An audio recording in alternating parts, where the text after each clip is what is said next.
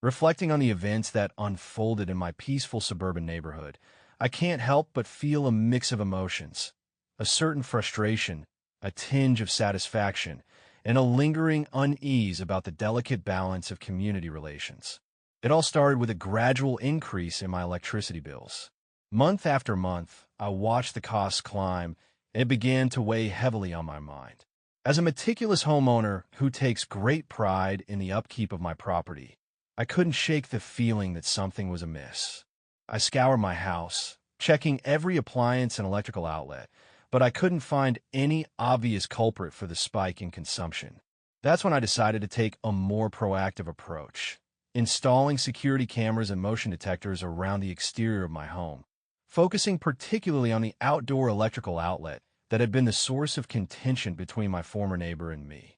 For weeks, I meticulously reviewed the footage, scrutinizing every movement and activity near the outlet.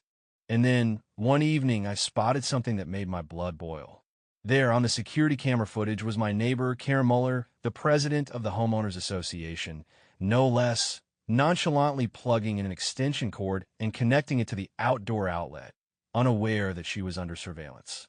Rage consumed me as I realized that my neighbor had been siphoning electricity from my home, while I had been shouldering the burden of the inflated bills. Without hesitation, I gathered the evidence and rushed to Karen's door, ready to confront her. When she opened the door, I thrust the security camera footage and the electricity bills into her hands and demanded an explanation.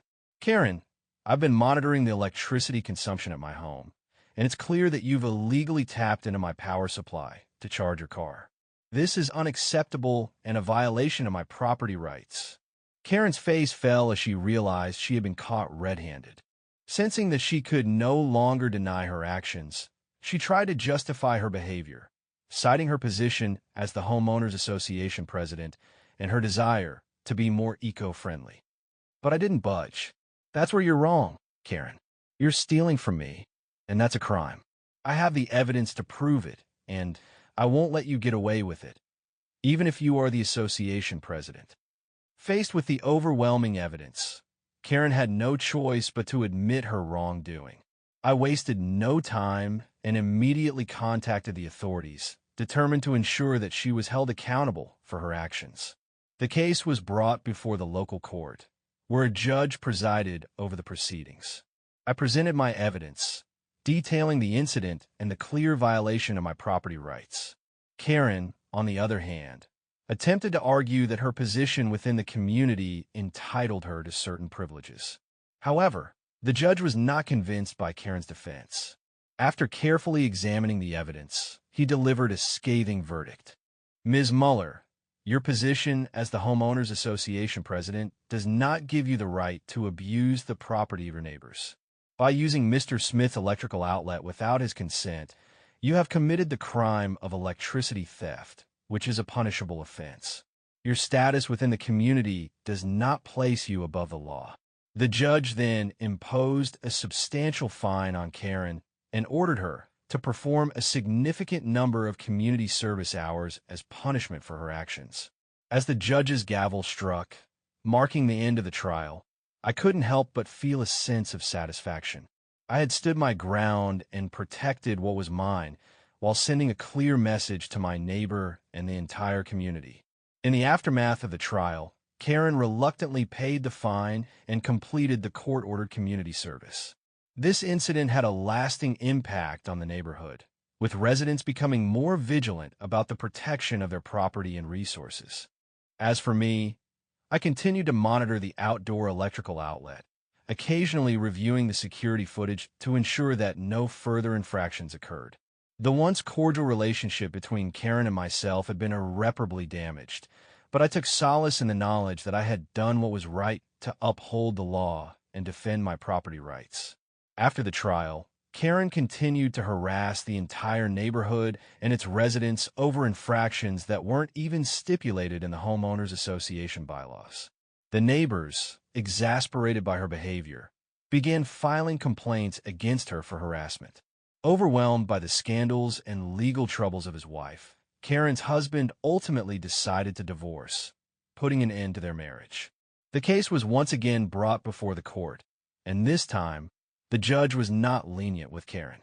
After reviewing the numerous complaints from the neighbors, he sentenced Karen to 6 months in prison and ordered her to financially compensate all the neighbors she had harassed.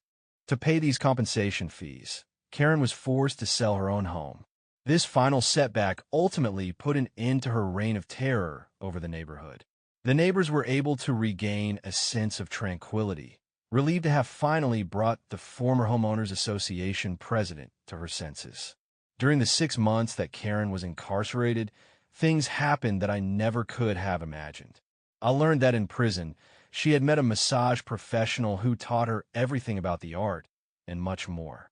Apparently, this woman, known for her erotic massage techniques, had taken Karen under her wing and taught her all the secrets of the trade. Karen was able to hone her skills and discover new ways to provide pleasure to her clients. After learning that Karen had embarked on a new career in the erotic massage industry, I must admit that my curiosity got the better of me. As a single man, I secretly visited her salon, eager to discover for myself what made her so successful in this field.